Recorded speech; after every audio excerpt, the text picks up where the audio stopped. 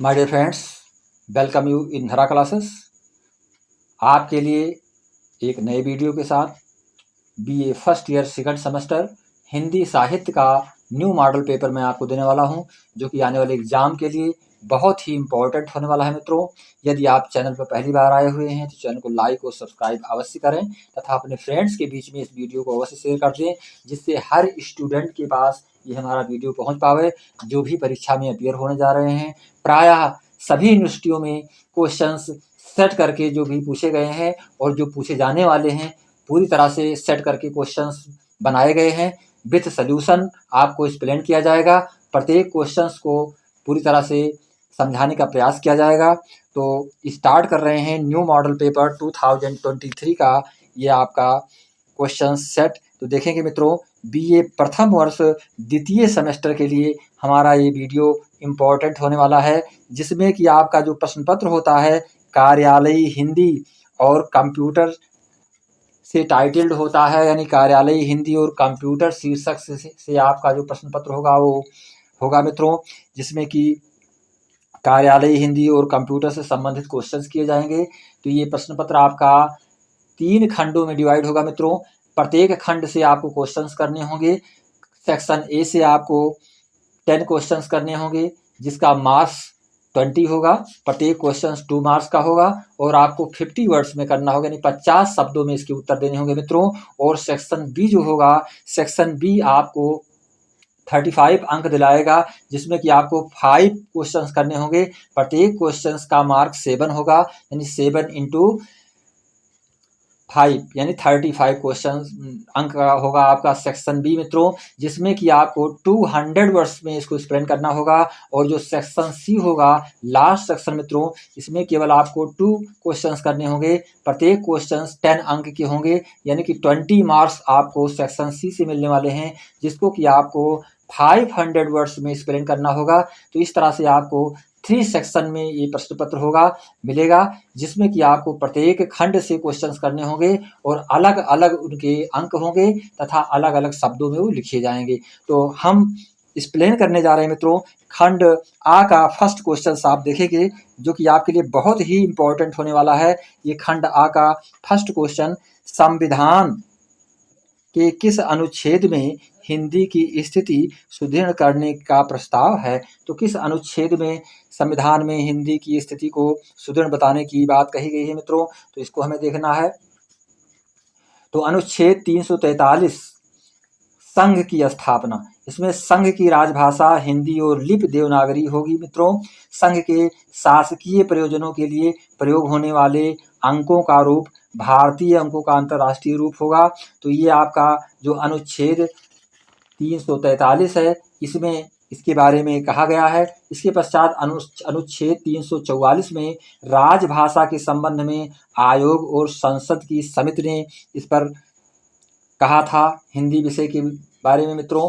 तो ये भी अनुच्छेद 344 काफ़ी मायने रखता है। इसके पश्चात अनुच्छेद 345 राज्य की राजभाषा या राजभाषाएं, इनके बारे में इसमें बताया गया। फिर अनुच्छेद 346 में एक राज्य और दूसरे राज्य के बीच या किसी राज्य और संघ के बीच पत्राच की भाषा, तो ये अनुच्छेद 346 में बताया गया मित्रों।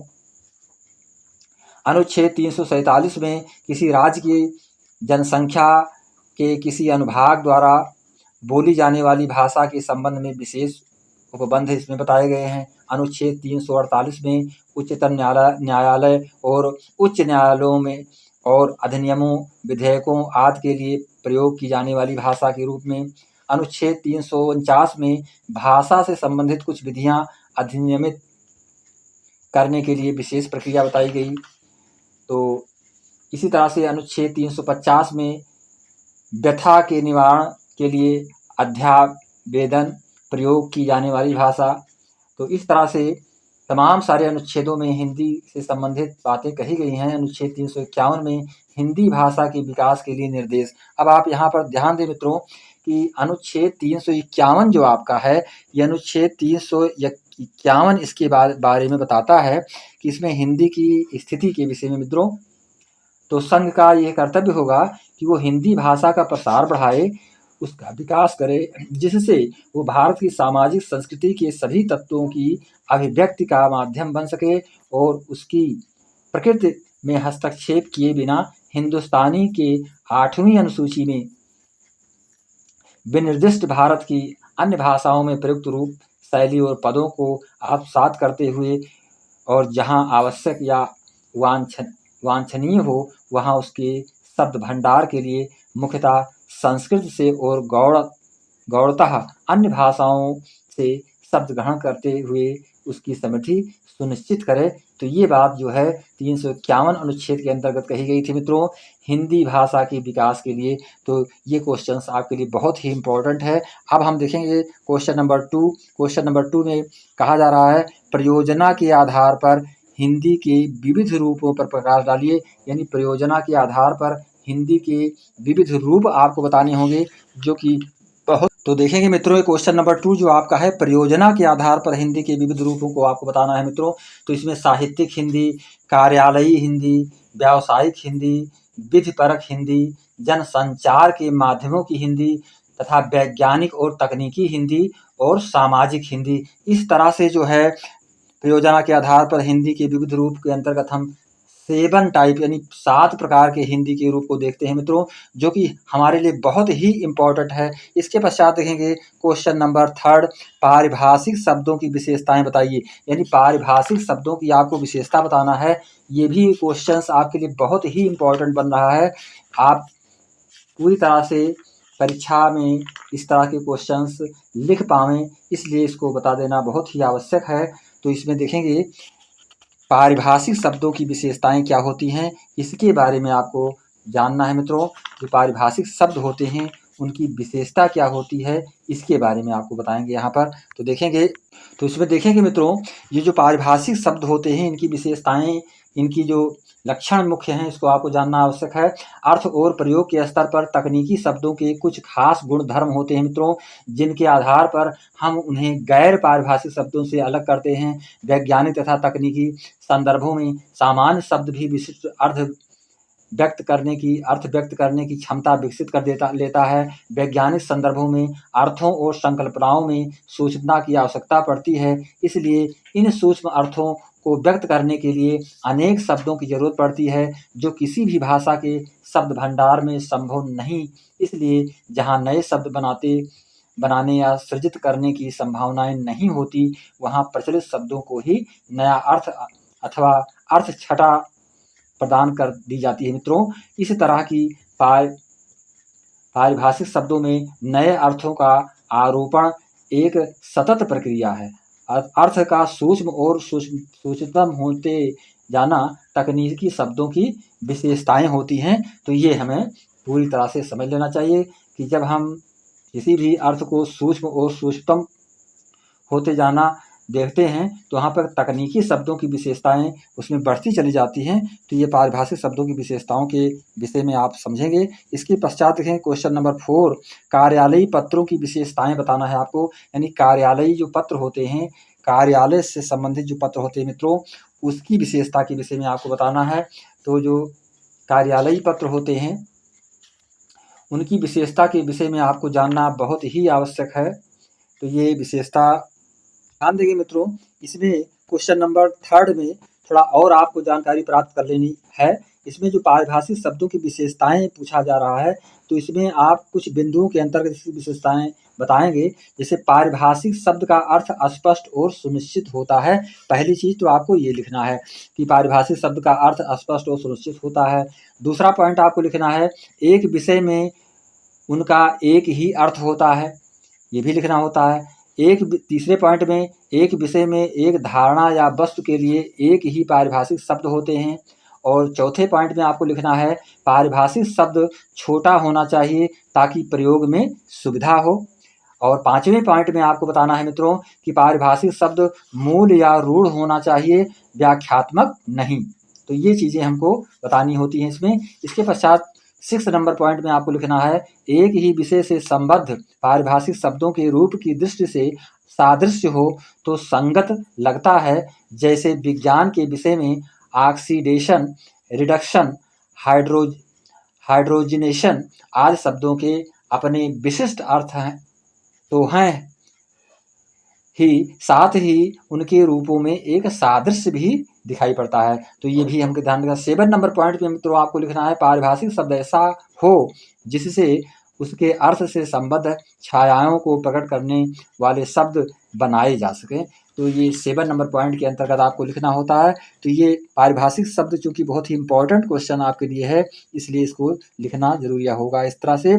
अगला क्वेश्चन 4 नंबर देखेंगे, कार्यालयी पत्रों की विशेषता, यानी कार्यालयी पत्रों की क्या विशेषताएं होती हैं, इसके संदर्भ में आपसे क्वेश्चन किया जा रहा है। तो इसको आपको पूरी तरह से समझ कर लिखना है। तो ये क्वेश्चन आपके लिए बहुत ही इंपॉर्टेंट है। कार्यालयी पत्रों की विशेषता, यानी कार्यालयी पत्रों की विशेषता के विषय में आपको बताना है मित्रों। तो इसमें हमें प्रमुख पॉइंट को आपको बताने जा रहा हूं, जिसमें आप देखें कार्यालयी पत्रों की प्रमुख विशेषताएं निम्न हैं। तो इसमें जो पहला बिंदु होगा आपका सुस्पष्टता, यानी पहली चीज तो होगी कि सुस्पष्टता होनी चाहिए। जो कार्यालयी पत्र हो वो सुगम हो और सुस्पष्ट होना चाहिए। और दूसरा पॉइंट आपका है एकात्मकता या एकान्विति, यानी एकात्मकता हो या एकान्विति, यानी दूसरे पॉइंट में आप इसको लिखेंगे। और तीसरा जो पॉइंट आपका रहेगा मित्रों सहजता, यानी बहुत ही सहज होना चाहिए कार्यालयी पत्र मित्रों।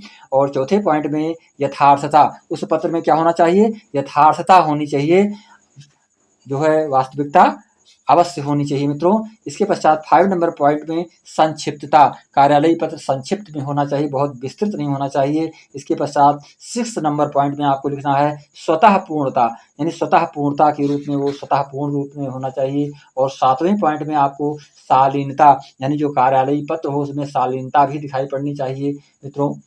8 नंबर पॉइंट में आपको प्रभावात्मकता, जो कार्यालयी पत्र हो उसमें प्रभावात्मकता यानी अट्रैक्शन होना चाहिए, एक आकर्षण होना चाहिए, प्रभाव होना चाहिए। तो प्रभावात्मकता ये 8 नंबर पॉइंट होगा आपका मित्रों। और 9 नंबर पॉइंट पे आपको लिखना है मौलिकता, तो इसमें मौलिकता हुई होनी चाहिए। पत्र लेखन के संदर्भ में मौलिकता का अभिप्राय नयापन और ताजगी से है, यानी नयापन उसमें होना चाहिए, कुछ ना कुछ ताजगी, कुछ कुछ नई चीजें उसमें दी जानी चाहिए। तो ये मौलिकता, ये 8+1 यानी कि 9 पॉइंट्स में आपको इसको एक्सप्लेन करना होगा मित्रों। वही कार्यालयी पत्रों की विशेषता के रूप में होगा। अगला क्वेश्चन आपको हम बताने जा रहे हैं जो कि टिप्पण के विषय में पूछा जा रहा है मित्रों। टिप्पण लेखन क्या है, यानी टिप्पण लेखन के विषय में आपसे क्वेश्चन।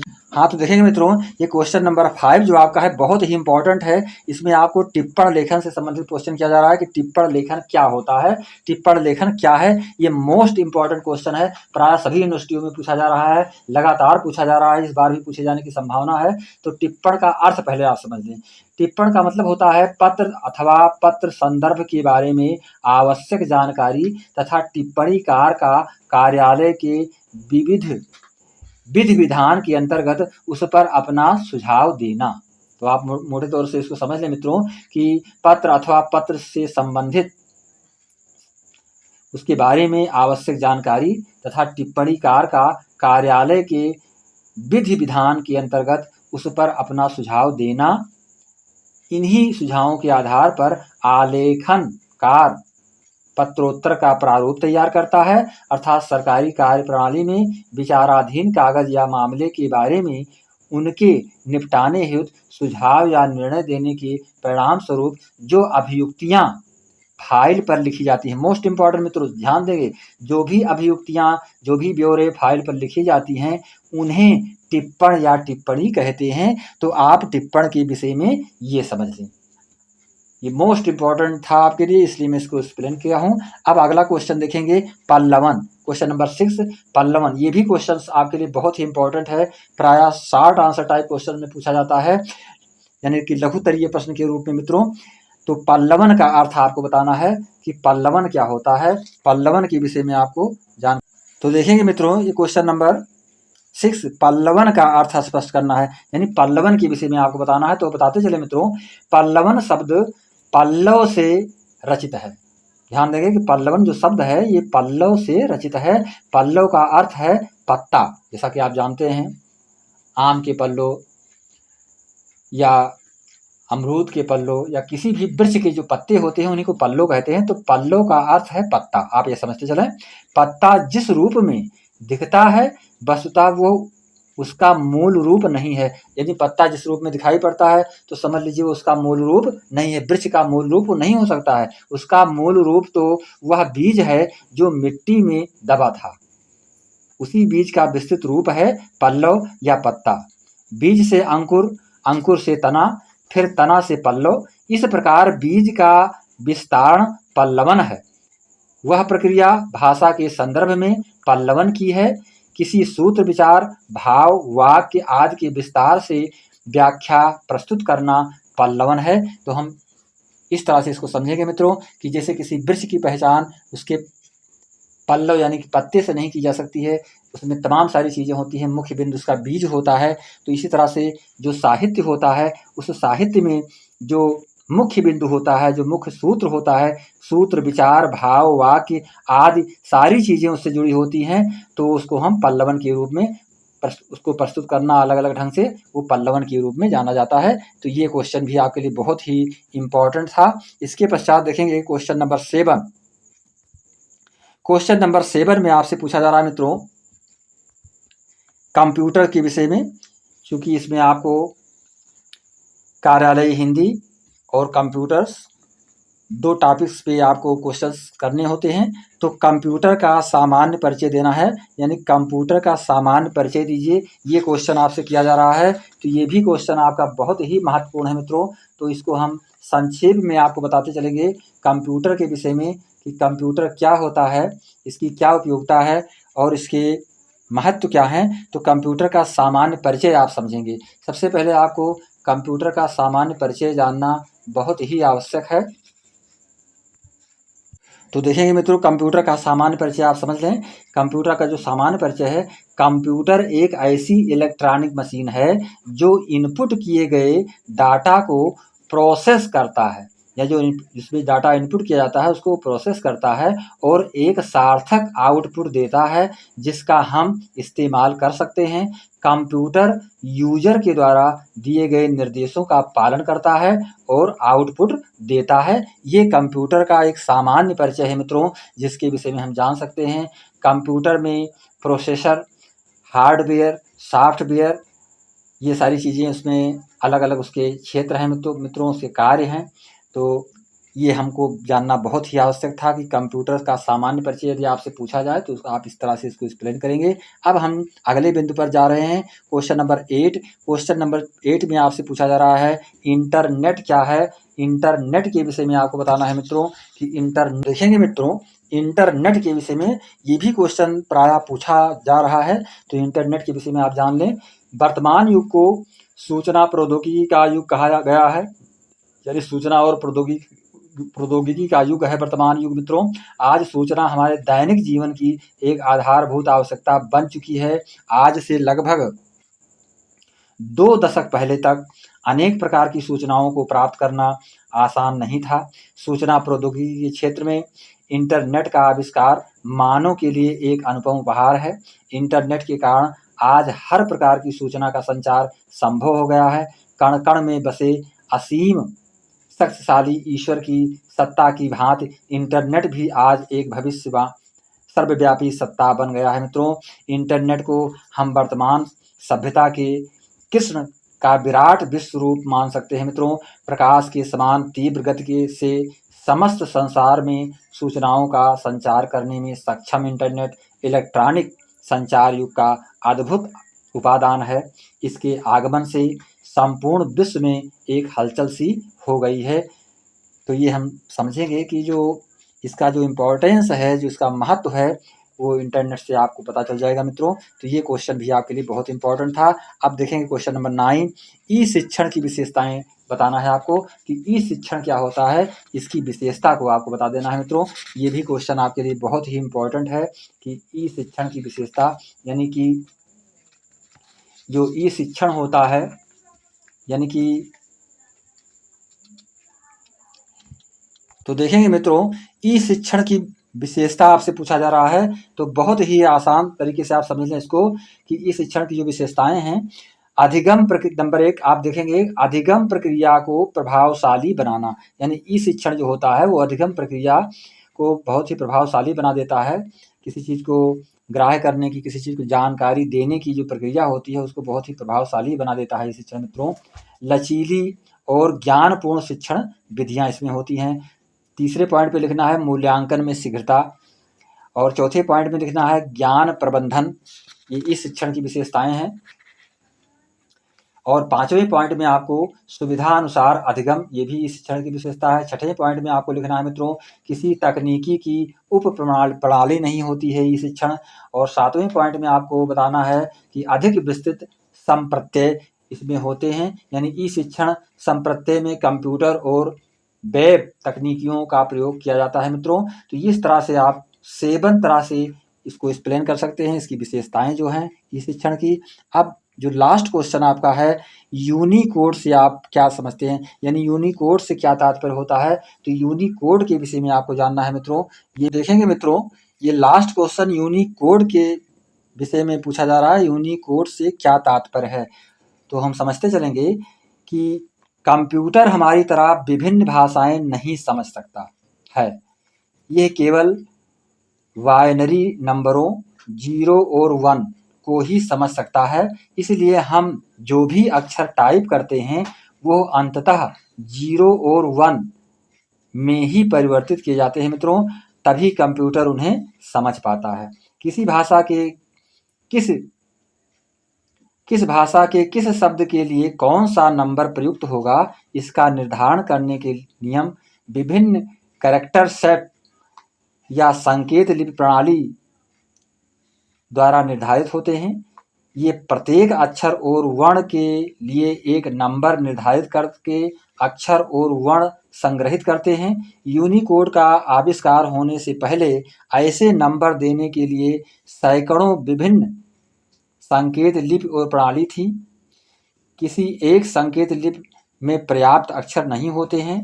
उदाहरण के लिए यूरोपीय संघ को अकेले ही अपनी सभी भाषाओं के अक्षरों को संग्रहित करने के लिए मित्रों विभिन्न संकेत लिपियों की आवश्यकता होती है। यहाँ तक कि अंग्रेजी जैसी भाषा के लिए भी सभी अक्षरों, विराम चिन्हों और सामान्य प्रयोग के तकनीकी प्रतीकों हेतु एक ही संकेत लिपि पर्याप्त नहीं थी।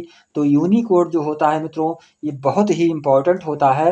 तो यूनिकोड के विषय में आपको लिखना होगा। अब हम खंड बा की ओर बढ़ रहे हैं मित्रों। ये खंड बा का जो क्वेश्चन है ये आपके लिए भी बहुत महत्वपूर्ण होगा। तो इसमें आपको 35 अंक प्राप्त होने वाले हैं मित्रों। तो हम देखेंगे ये जो खंड बा है, कार्यालयी हिंदी का स्वरूप बताना है आपको। इसमें कार्यालयी हिंदी के स्वरूप के विषय में आपको लिख देना है मित्रों। कार्यालयी हिंदी के स्वरूप के बारे तो संक्षेप में हम बताते चले मित्रों। जो कार्यालयी हिंदी होती है उसके स्वरूप के विषय में, तो संवैधानिक रूप से कार्यालयी हिंदी के लिए राजभाषा हिंदी का प्रयोग किया जाता है मित्रों। इसलिए कार्यालयी हिंदी के उद्देश्य को समझने के लिए राजभाषा हिंदी तथा उसके संवैधानिक प्रावधानों को जानना आवश्यक है। सामान्य नागरिक राजभाषा हिंदी को भ्रमवश राज्यों की हिंदी मानते हैं आए हैं, लेकिन राजभाषा का प्रयोग अंग्रेजी में ऑफिशियल लैंग्वेज के रूप में किया जाता है। इसका तात्पर्य राज की भाषा से है। राज की भाषा से यहाँ प्राय राज काज की भाषा, समझेंगे मित्रों, जो राजकाज की भाषा होती है, प्रशासन की भाषा, सरकारी काम काज की भाषा या कार्यालय की भाषा से है। तो जो कार्यालय हिंदी होती है उसके तमाम सारे स्वरूप आप समझ सकते हैं। इसको लिखने में आपको पूरी तरह से एक्सप्लेन करना है मित्रों। अब हम देखेंगे क्वेश्चन नंबर 2, कार्यालयी पत्रों की प्रमुख विशेषताएं क्या होती हैं, यानी जो कार्यालयी पत्र होते हैं। तो देखेंगे मित्रों कार्यालयी पत्र की जो विशेषताएं हैं, प्रमुख विशेषताओं को मैं आपको बता दे रहा हूं। इसमें पहली चीज होती है सुस्पष्टता, यानी कैसा होना चाहिए पत्र के, जो कार्यालयी पत्र होती है उसकी विशेषता सुस्पष्ट होनी चाहिए, एकात्मकता या एकान्विति होनी चाहिए उसमें, और सहजता होनी चाहिए, यथार्थता होनी चाहिए, संक्षिप्तता होनी चाहिए और स्वतः पूर्णता के रूप में होना चाहिए। शालीनता भी इसमें होनी चाहिए, प्रभावात्मकता और मौलिकता, ये 9 पॉइंट आपको लिखना होगा, जिसे कि मैं अति लघु उत्तरीय प्रश्न के रूप में भी आपको एक्सप्लेन कर चुका हूं मित्रों। ये आपके लिए बहुत ही इंपॉर्टेंट है कि कार्यालयीय पत्रों की विशेषताएं लिखिए। तो ये प्रायः लॉन्ग आंसर टाइप क्वेश्चन में और शॉर्ट आंसर टाइप क्वेश्चन में भी क्वेश्चन किया गया है, इसलिए क्वेश्चन आपके लिए वास्तव में बहुत ही इंपॉर्टेंट है, इसलिए मैं इसको शॉर्ट आंसर टाइप के रूप में भी आपको दे रखा हूं। अगला क्वेश्चन जो आपका है, टिप्पणी के प्रकार बताइए, यानी टिप्पणी के प्रकार के बारे में आपसे पूछा जा रहा है। टिप्पणी कितने प्रकार? तो देखिए मित्रों, टिप्पणी के प्रकार को मैं संक्षेप में आपको बता रहा हूं। प्रशासनिक टिप्पणी, यानी कि एक जो होती है, जो टिप्पणी होती है प्रशासनिक टिप्पण के रूप में होती है मित्रों, पहला पॉइंट। दूसरे में आपको सामान्य टिप्पण के रूप में इसको लिखना है। तीसरे पॉइंट में आपको अनुभागीय टिप्पण के रूप में, और चौथे पॉइंट में आपको संपूर्ण टिप्पण के रूप में लिखना है, और पांचवें पॉइंट में आपको सूक्ष्म टिप्पण के रूप में, तथा छठवें पॉइंट में आपको छठे पॉइंट में अनौपचारिक टिप्पण के रूप में इसको लिखना होगा मित्रों। तो इस तरह से जो इसकी विशेषताएं हैं, टिप्पणी, जो टिप्पणी होती है, टिप्पणी के प्रकार और इसकी विशेषताएं। अब आप ध्यान देंगे मित्रों, इसके जो प्रकार मैंने आपको बताया है, तो ये प्रकार आपको 6 टाइप के बताए गए हैं, जिसमें कि प्रशासनिक टिप्पण, सामान्य टिप्पण, अनुभागीय टिप्पण, संपूर्ण टिप्पण, सूक्ष्म टिप्पण और अनौपचारिक टिप्पण। अब थोड़ा ये समझ लें कि टिप्पण होता क्या है, टिप्पणी किसको कहते हैं, इसको भी जान लीजिए कि कार्यालयों में टिप्पणी का उपयोग अनेक स्तरों पर किया जाता है। मामलों का स्वरूप, अधिकार की स्थिति तथा कार्यालय की आवश्यकता अनुसार अनेक प्रकार की टिप्पणियां लिखी जाती हैं, जिनमें प्रमुख हैं नेमी टिप्पण, सामान्य टिप्पण, अनुभागीय टिप्पण, संपूर्ण टिप्पण तथा अनौपचारिक टिप्पण, जिसको कि मैंने आपको एक्सप्लेन किया हूं। तो ये क्वेश्चन भी आपके लिए बहुत ही इंपॉर्टेंट है मित्रों। इसके पश्चात देखेंगे क्वेश्चन नंबर 4, आभासी कक्षाओं की कार्यशैली क्या है। मोस्ट इंपॉर्टेंट क्वेश्चन, इस बार अवश्य ही पूछा जाएगा। तमाम सारी यूनिवर्सिटियों में जहाँ पेपर हो चुके हैं वहाँ पर पूछा भी गया है, और आने वाली यूनिवर्सिटी में जहाँ पर पेपर स्टार्ट होने वाले हैं मित्रों, वहाँ के लिए भी बहुत ज़्यादा इंपॉर्टेंट ये क्वेश्चन है कि आभासी कक्षाओं की कार्यशैली, यानी तो देखेंगे मित्रों, आभासी कक्षाओं की कार्यशैली के विषय में आपको बताना है। तो जान ले आभासी कक्षाएं क्या होती हैं। आभासी कक्षाएं विभिन्न प्रकार के स्कूल पाठ्यक्रमों तथा कक्षाओं गतिविधियों को स्वयं एवं युवा विद्यार्थियों को उनके अपने घरों तथा कार्यक्रमों तक पहुंचाने का कार्य करते हैं। ये जो आभासी कक्षाएं होती हैं मित्रों, इनकी कार्यशैली के लिए संबंधित मुख्य बातों को निम्न प्रकार उल्लेख किया जा सकता है। तो हम इसको इस प्रकार से समझेंगे मित्रों। जो आभासी कक्षाएं होती हैं उसकी विशेषताओं के विषय में, अपनी कार्य पद्धति का श्री गणेश करते हुए एक आभासी कक्ष व्यवस्था में विषय विशेषज्ञों या अनुभवी अध्यापकों को विद्यालय पाठ्यक्रम के किसी एक प्रकरण पर अनुदेशन सामग्री प्रस्तुत करने के लिए कहा जा सकता है मित्रों। ये चीज़ें इसमें आवश्यक है। दूसरा तरीका यह हो सकता है मित्रों कि विशेषज्ञों तथा अनुभवी अध्यापकों द्वारा विकसित अध्ययन सामग्री या वास्तविक कक्षाओं या कैंपस की वेबसाइट डाल दी जाए और विद्यार्थियों को संबंधित सामग्री अपने अध्ययन हेतु डाउनलोड करने दिया जाए। तो ये भी पॉइंट आपको जानना आवश्यक है। तीसरा जो पॉइंट आपका होगा, अपने तीसरे प्रारूप में आभासी कक्षाओं की व्यवस्था के द्वारा कोर्स सामग्री तथा उससे संबंधित अनुदेशात्मक निर्देश CD रोम या DVD के रूप में विद्यार्थियों को वितरित की जा सकती हैं। और चौथे पॉइंट में आपको जानना है मित्रों कि ये अवास्तविक कक्षाओं की व्यवस्था द्वारा ऐसे प्रबंध करने का प्रयत्न किया जाता है कि विद्यार्थी विशेष को अपने अध्यापकों तथा साथी विद्यार्थियों के साथ संपर्क स्थापित कर उचित अंतःक्रिया करने के समुचित अवसर प्राप्त हो सके मित्रों। तो ये भी ध्यान रखना होता है। पांचवें पॉइंट में आपको जानना होता है, अवास्तविक कक्षाओं की व्यवस्था द्वारा ऐसा कुछ अपना अलग से एक व्यवस्थित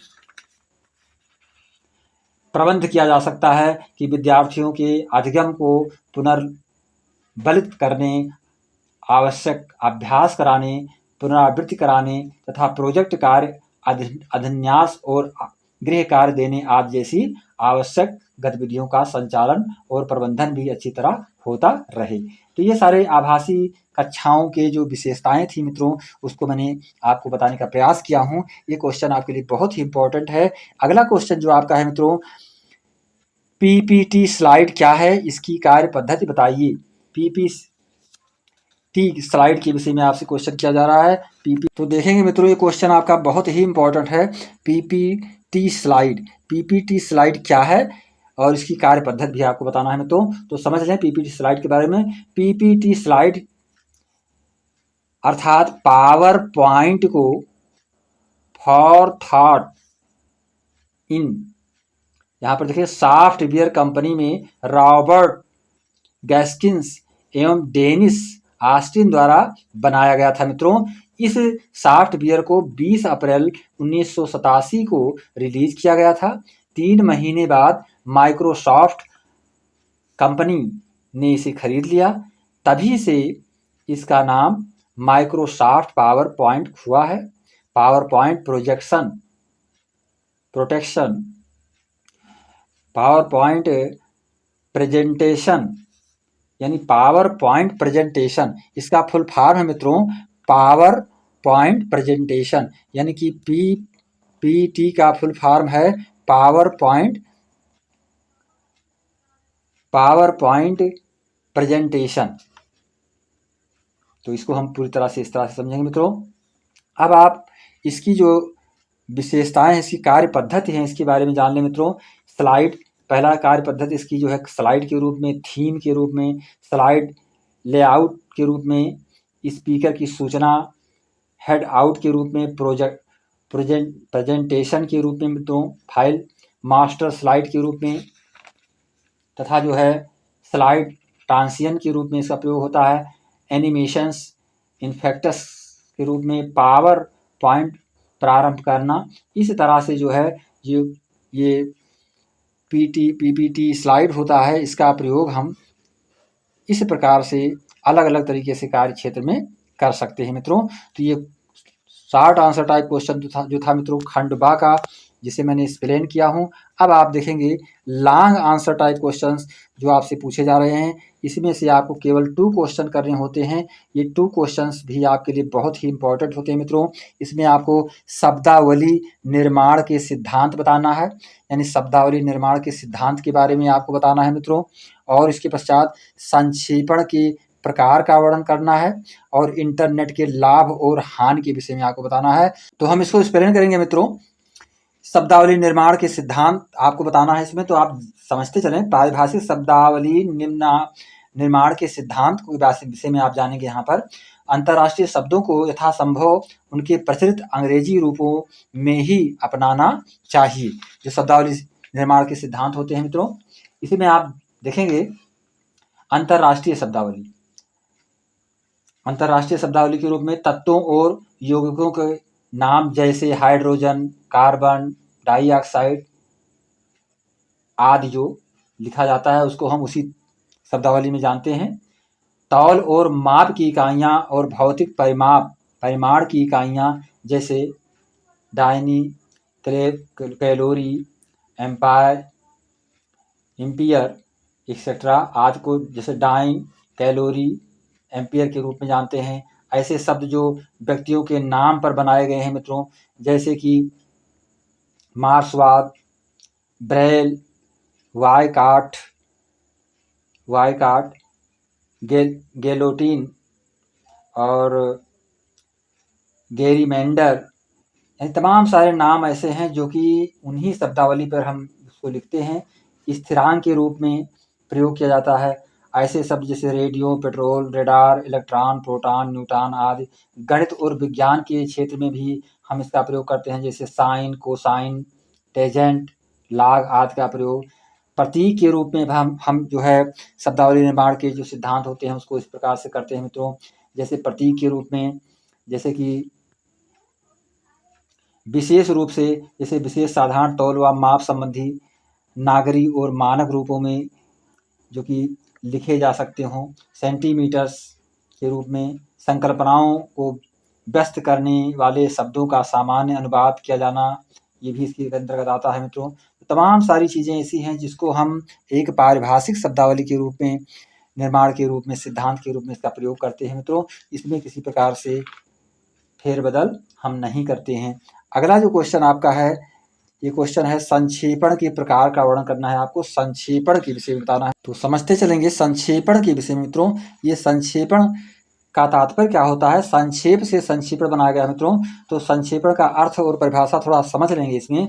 संक्षेपण अंग्रेजी के प्रेसिस शब्द का हिंदी रूपांतर है, यानी कि इसको इंग्लिश में हम प्रेसिस के रूप में लिखते हैं, यानी कि प्रेसिस का भी मतलब होता है संक्षेपण, यानी कि प्रेसिस शब्द का हिंदी रूपांतर है। संक्षेपण का अर्थ है संक्षेप, सार आदि। इस प्रकार संक्षेपण में अभिप्राय, संक्षेपण से अभिप्राय ऐसी रचना से है जिसमें किसी वक्तव्य, लेख, निबंध, अनुच्छेद आदि में व्यक्त किए गए भावों को संक्षेप में प्रस्तुत किया जाता है। ये हमें जानना है। जो भी हमारी विचारधारा होती है, भाव होते हैं, उनको बहुत संक्षेप में इसमें जाना जाता है, लिखा जाता है।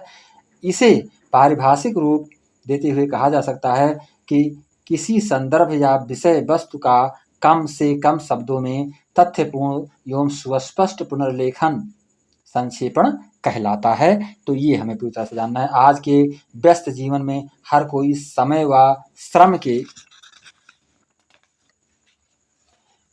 कम से कम उपयोग से अधिक लाभ अर्जित कर लेना चाहता है। आज का जो समय है मित्रों, कार्यालयों में, चाहे वह सरकारी हो या निजी कार्यालय, प्रतिदिन सैकड़ों पत्र, आवेदन, प्रतिवेदन आदि आते हैं।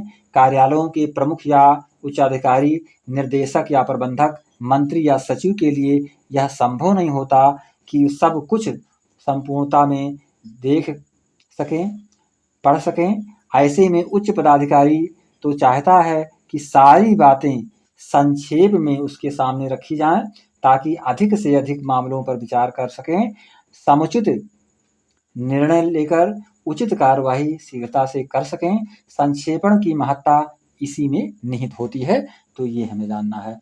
संक्षेपण में मूल भाव की सुरक्षा करते हुए अप्रासंगिक, असंबद्ध एवं अनावश्यक बातों, तथ्यों और वर्णनों को छोड़कर किसी विवरण, भाषण, लेख, निर्देश या पत्र में निहित विचारों, भावों को एक उचित व्यवस्था के अंतर्गत प्रस्तुत किया जाता है मित्रों। यह सार अपने आप में एक ऐसी संपूर्ण रचना है जिसे पढ़ने के पश्चात मूल एवं विस्तृत को पढ़ने की आवश्यकता नहीं पड़ती है। अर्थात संक्षेपण में मूल पाठ की सारी बातें समाहित होनी चाहिए। संक्षेपण का प्रमुख मतलब ही है मित्रों कि उसमें जो मूल बात हो, मूल तथ्य हो, वो संक्षेपण में अवश्य होना चाहिए। ऐसा नहीं कि मूल चीजें हम छोड़ दें और उसको संक्षिप्त कर दें। संक्षिप्त करने का मतलब है सारी चीजें जो कंक्लूजन हो, वो कंक्लूजन यानी कि संक्षेपण में दिखाई पड़ना चाहिए। अब देखेंगे आगे मित्रों, ये क्वेश्चन नंबर जो आपका तीसरा है, इंटरनेट के लाभ और हानि बताना है आपको। ये भी क्वेश्चन बहुत ही इंपॉर्टेंट मित्रों। इंटरनेट के लाभ और हानि आपको बताना है। ये दीर्घ उत्तरीय प्रश्न के अंतर्गत इसका उत्तर देना है 500 शब्दों में मित्रों, और केवल आपको 2 ही क्वेश्चन इसमें करना होगा। तो 2 क्वेश्चन आपको करना है, परंतु 3 क्वेश्चन दिए जाएंगे, 3 में से आपको 2 क्वेश्चन करना होगा। तो इंटरनेट के लाभ के बारे में हम जान लें मित्रों। इंटरनेट के जरिए हम विभिन्न प्रकार की ऑनलाइन सेवाएं प्राप्त करने में सक्षम हो पाते हैं। ऑनलाइन सेवाएं जो भी होती हैं मित्रों, पहली चीज़। दूसरी बात, सोशल मीडिया साइट्स के जरिए अपने परिवारजन, रिश्तेदार, दोस्त के साथ जुड़े रह सकते हैं। ये भी इंटरनेट की लाभ के विषय में मित्रों। तीसरा पॉइंट, पानी का बिल, बिजली का बिल, रेल का टिकट आदि जो है, होटल की बुकिंग, ये भी इंटरनेट से होती है सारी चीज़ें। कॉलेज में एडमिशन लेना, ये भी इंटरनेट की एक देन ही है मित्रों। प्रतियोगी परीक्षाओं में फॉर्म भरना, स्कॉलरशिप वगैरह फॉर्म जमा करना, ये सारी चीज़ें। 5वें पॉइंट में आप इसके लाभ के विषय में जानेंगे। किसी नए टॉपिक के बारे में जानकारी लेनी हो तो इंटरनेट इस मामले में लाइब्रेरी को मात दे रहा है, अर्थात इंटरनेट सबसे आगे है मित्रों। 6वें पॉइंट में नई जॉब ढूंढने के मामले में भी इंटरनेट सबसे आगे है। इसी प्रकार 7वें पॉइंट में इसमें ज़्यादातर पर सोशल नेटवर्किंग, एजुकेशन, मनोरंजन, ऑनलाइन जानकारी देने में अधिक मददगार होता है। तो ये भी इंटरनेट से संबंधित लाभ ही है। इसके पश्चात इसमें आपके समय की बचत होती है। इसके इस्तेमाल से हम कोई भी बड़ी कार्य को बड़े आसानी से ढूंढ सकते हैं, इन्फॉर्मेशन को हम ढूंढ सकते हैं आसानी से। अगर पढ़ाई की बात की जाए तो आजकल हर कोई ऑनलाइन पढ़ाई कर सकता है, ये भी इंटरनेट से के लाभ से संबंधित है मित्रों। और सबसे अच्छा फ़ायदा ये है, जैसे online shopping, online recharge, movie ticket booking, internet banking, ये सब सारी चीज़ें बहुत ही प्रमुख लाभ दे रही हैं इंटरनेट के द्वारा। इसके ज़रिए आप किसी के साथ आमने-सामने मतलब कॉलिंग कर सकते हैं, यानी कि आमने-सामने हम वीडियो कॉलिंग करके बात भी कर सकते हैं मित्रों। और इसी की तरह जो है, इसकी वजह से ही आजकल ई कॉमर्स साइट बहुत ही तेज़ी से आगे बढ़ रही है मित्रों। इसमें आप इन्फॉर्मेशन शेयर कर सकते हैं, ईमेल जैसी सुविधा आपको इंटरनेट की वजह से हो पाती है। इसी प्रकार से मनोरंजन के लिए भी इंटरनेट अति आवश्यक है। इसके द्वारा आप गाने डाउनलोड कर सकते हैं, तमाम सारी चीज़ें वीडियो देख सकते हैं। बोरियत को दूर करने के लिए ऑनलाइन गेम खेल सकते हैं। और सबसे बड़ा फ़ायदा इसमें ये है मित्रों कि आपको सारे सवालों के जवाब मिल जाएँगे, जैसे आपको इसका भी उत्तर मिल जाएगा कि इंटरनेट क्या है। तो ये सारे तमाम सारे इसमें लाभ हैं इसके इंटरनेट के मित्रों। आपको हर पल की खबर भी इंटरनेट से प्राप्त होती है। आप अपना सारा डाटा स्टोर करके रख सकते हैं इस इंटरनेट से मित्रों। अब देखेंगे इंटरनेट से हानियाँ क्या संभव हैं। हानियों के विषय में आप जान लें मित्रों। तो समय की बर्बादी, पहली चीज़ तो इसमें यह है मित्रों कि हर किसी के हाथ में मोबाइल आज के समय में है। चाहे वो बच्चा हो, चाहे वो बड़ा हो, बूढ़ा हो, चाहे वो युवक हो, हर किसी को नेटवर्किंग से एक इंटरेस्ट बन पड़ा है।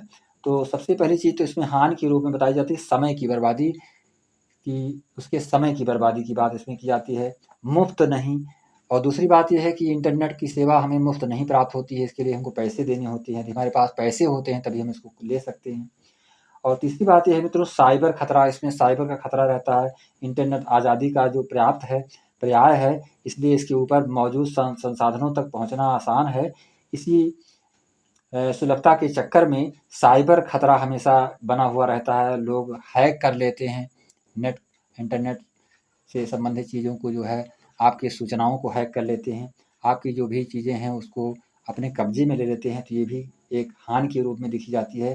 प्राइवेसी को नुकसान, जो हमारी प्राइवेसी होती है, जो हमारी सिक्रेसी होती है, वो भी कभी-कभी आउट हो जाती है इसके रीज़न। तो वायरस हमला, कभी-कभी वायरस हमला भी कंप्यूटर के से मोबाइल फ़ोन तथा अन्य इंटरनेट युक्त डिवाइस को अपने कब्जे में करने के लिए वायरस का सहारा लिया जाता है, जिससे बचना एक आम यूज़र के लिए संभव नहीं हो पाता है।